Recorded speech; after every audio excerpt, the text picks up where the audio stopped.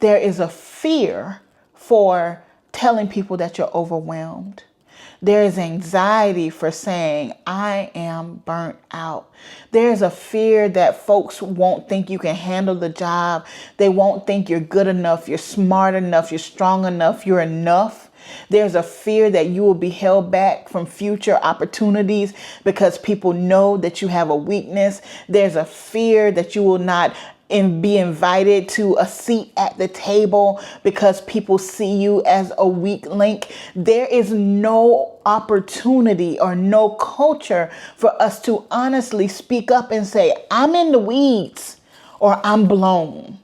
And what happens is people continue to serve and operate and teach and educate under these consequences. They continue to show up acting like everything's okay when it's not okay. They continue coming and knowing that they are at their breaking point, and they show up until they break. Hey, friend. Welcome back to the Disrupting Burnout podcast, where we are giving you the strategies for pouring out purpose without continuing to live through burnout.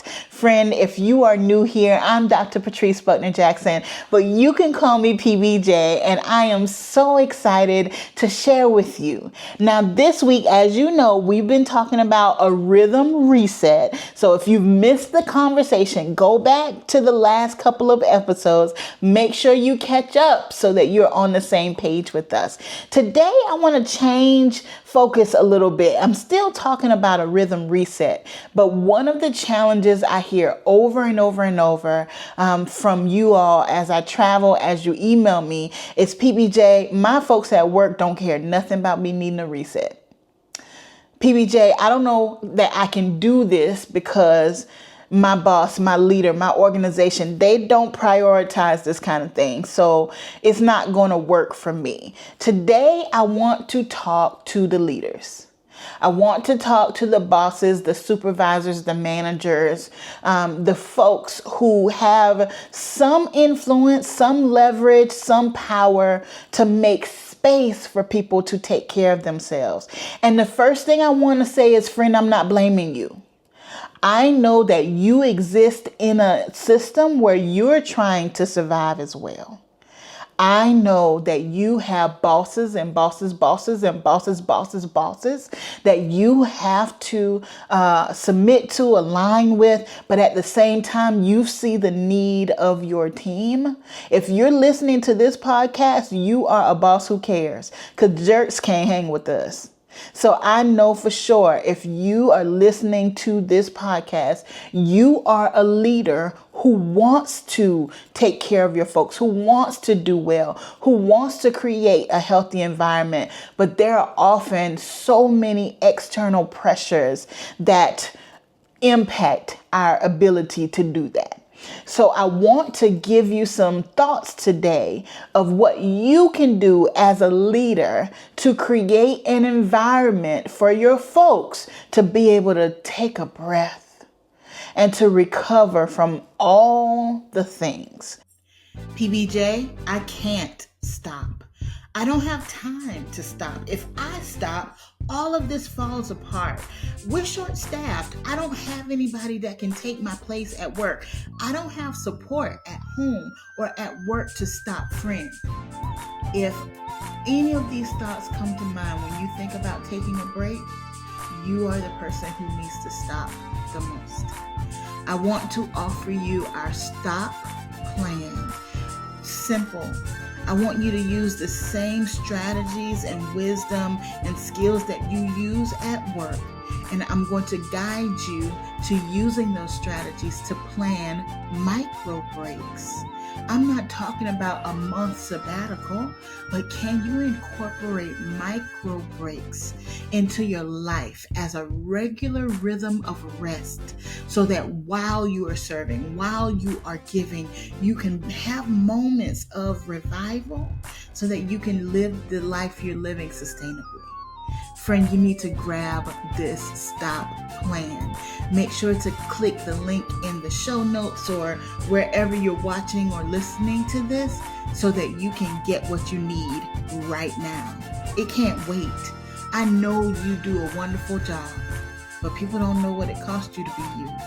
And you know what the cost has been. It's time to stop. Grab the plan today. I was reading Atlas of the Heart by Brene Brown. If you haven't read it, it is a read that you need to pick up. In Atlas of the Heart, Brene shared how she worked in the restaurant industry many years ago. And in working in the restaurant industry, they had some language that they would use when people were feeling overwhelmed, right? So Brene shared, if you say, I'm in the weeds. In the weeds means it's busy. It's hectic. There's a lot going on. But if I can just get somebody to help me a little bit, we can get through this together. So in the weeds means if you will take drinks to table 20, if you will take appetizers to table 47, if we do this together, then we'll get through this rush and all is well. So in the weeds is a way to say that I need a little bit of help, friend. I need a little bit of help. I'm okay. I don't need to step down. I don't need to step out. But if we could collaborate, if we could support each other, if you could give me a little bit of help, we can push through this busy window and we would all be okay. Brene shared the other statement was, I'm blown. And according to Brene Brown, if someone in the restaurant industry says, I'm blown, everybody else takes over. If you say I'm blown, folks don't even ask you what you need. There are no questions asked. If you say I'm blown, you go outside, you go sit in your car, you go in the bathroom and cry, whatever you need to do, you just go and we got it. When you say I'm blown, your colleagues go to the hostess. What tables did PBJ have? Okay, I'm going to those tables. How are you? What can I do for you? You need a drink refill? Are you waiting on your appetizer? They don't even expect me to say what is needed when I'm blown. I just get a break. And everybody jumps in to help until I can take the 10 minutes, the 15 minutes to come back and I can jump back in. What I've found, and I know that many of you who follow this podcast, you are educators. So I'm going to speak specifically to us for a minute because that's what I know. What I've found specifically in education is we don't have language for I'm in the weeds or I'm blown. And not only do we not have language for that, but we don't have space for that. There is a fear for telling people that you're overwhelmed. There is anxiety for saying, I am burnt out. There's a fear that folks won't think you can handle the job. They won't think you're good enough, you're smart enough, you're strong enough, you're enough. There's a fear that you will be held back from future opportunities because people know that you have a weakness. There's a fear that you will not be invited to a seat at the table because people see you as a weak link. There is no opportunity or no culture for us to honestly speak up and say, I'm in the weeds or I'm blown. And what happens is people continue to serve and operate and teach and educate under these consequences. They continue to show up acting like everything's okay when it's not okay. They continue coming and knowing that they are at their breaking point and they show up until they break. And then we sit around and wonder, well, what happened to so-and-so? Well, I never saw that coming. Well, we are so surprised. Friend, that's my story. That's what happened to me.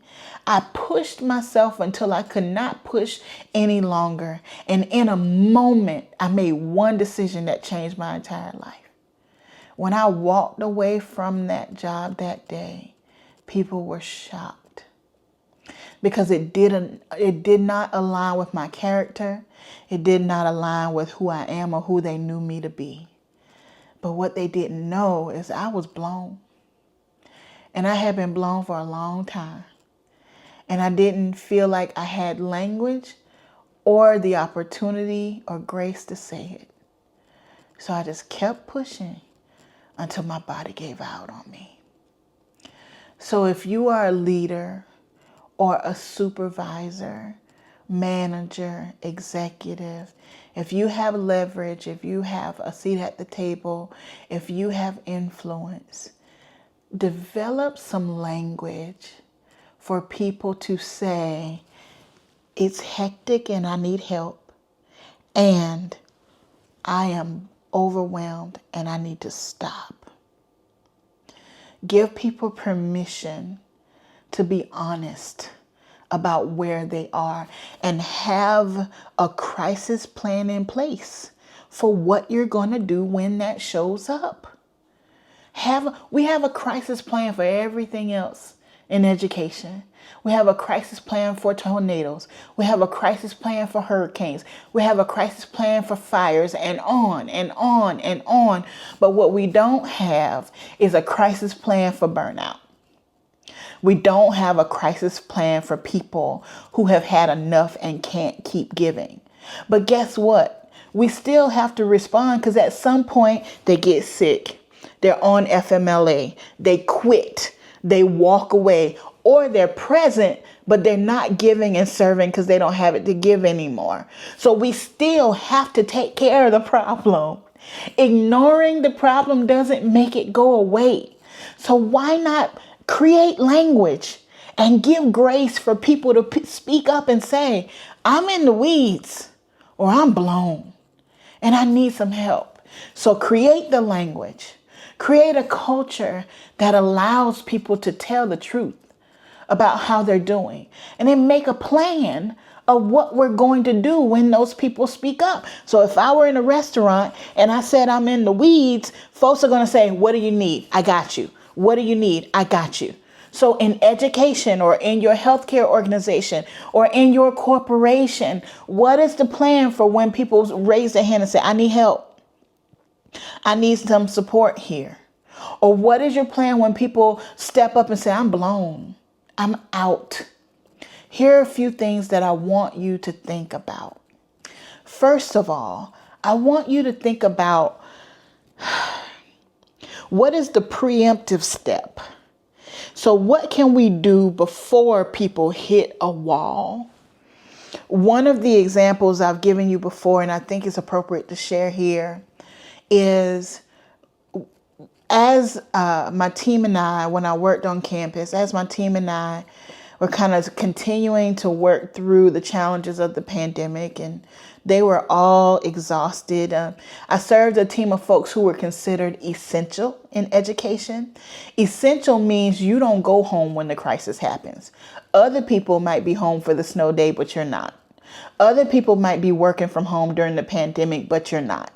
Because if students are on campus, we are on campus. Essential people don't get the break that others might get when there's a crisis going on.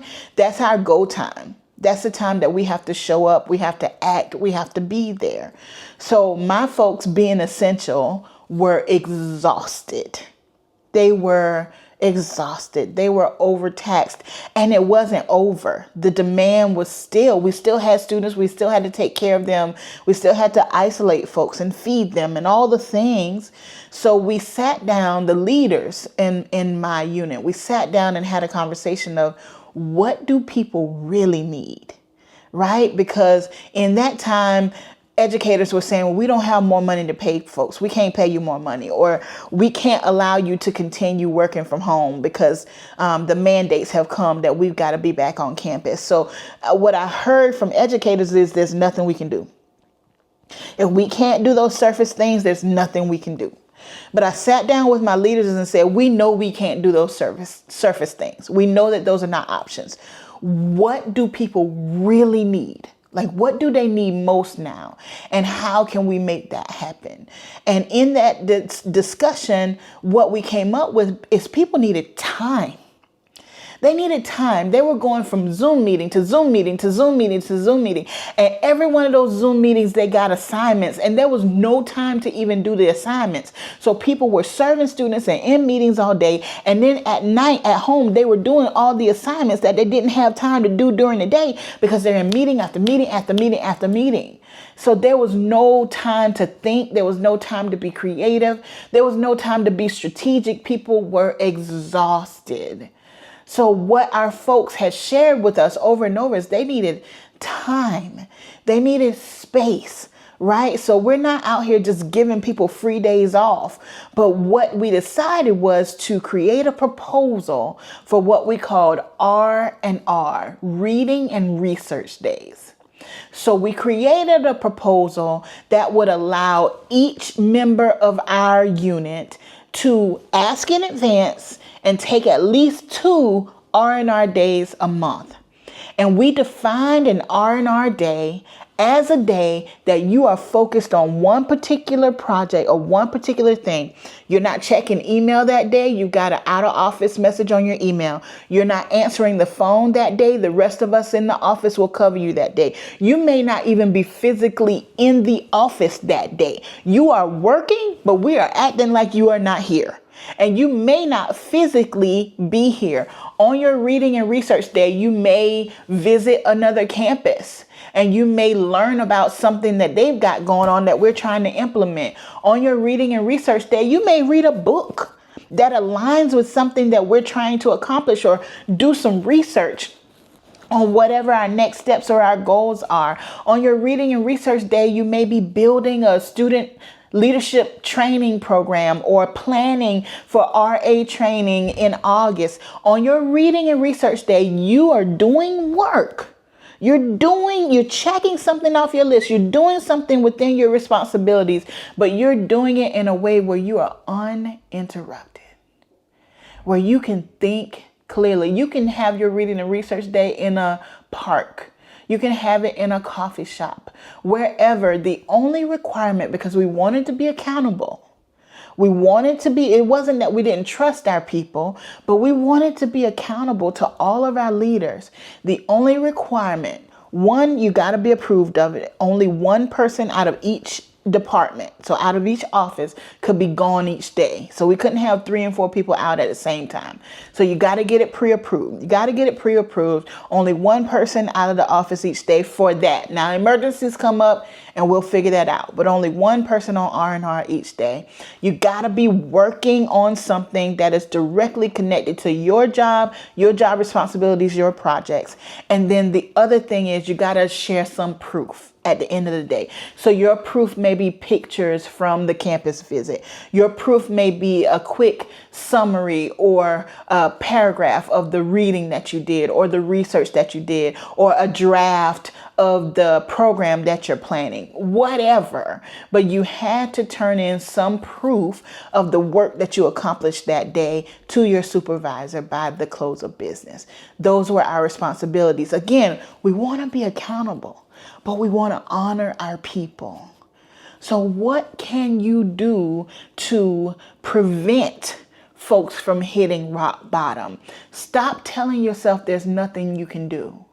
There are opportunities for you that are in your hand that people would easily say yes to if you would just allow yourself a moment to be creative. And you don't have to come up with it by yourself. If you supervise people, ask them. Ask them what they need. People will tell you what they need if you just ask them. So, what can you do to prevent people from hitting the wall? Next, what do you do when they're in the weeds and it's hectic, right? So what help can you bring in? Are there graduate assistants or student leaders or volunteers? People want to help you. They want to learn from you. They're not asking for compensation all the time. Sometimes people just want to be in your space and help you. So who can you recruit? Who can you recruit to help? Or how can you exchange help? How can you assign one person this week and a different person next week so that everybody can take a breath? Look for ways to allow people to get a little bit of space. Y'all, there is so much going on right now. There's so much going on in our world right now. If we don't find space for people to rest, recover, and reset, we're going to lose our best people. Not because they don't care, not because they're not passionate about the work, but because they just cannot keep living like this. So think about it. What can you do when you need a little extra help? Is there another department or even another company, another person? Collaboration is key. We don't have to compete all the time. Who is your peer and how can you reach out to them so that you can be of service to them and they can be of service to you? And when people are blown, I want you to find ways for them to stop, completely let go. Because if you don't, you're going to have to. When they're out on FMLA, when, God forbid, they are in the hospital, when we have lost them. Educators, y'all already know what I'm saying. We have lost people to death because they didn't have a way to say, I'm blown and I can't keep doing this. So don't wait. Sit with your people, get creative, strategic, and wise, and find ways that you can support each other, and not just the staff, but leader you need it too. The research shows us, the Gallup research from 2024 shows us that how the team is doing is a direct reflection of how the leader's doing. So you may not let them see it. You may not be saying it, but I see you and you're tired too. So this solution, this new culture, this direction should not just be for your people, but they need to see you in your humanity as well, because they will do what you do, not what you say. If you say our culture is now you can say when you're blown and we're going to take care of you, then somebody needs to be taking care of you. All right, friend, that's all I got for you this week. I just wanted to really pause and say to those of you who are leaders, managers, executives, we have got to start creating an environment where our people can be honest and vulnerable.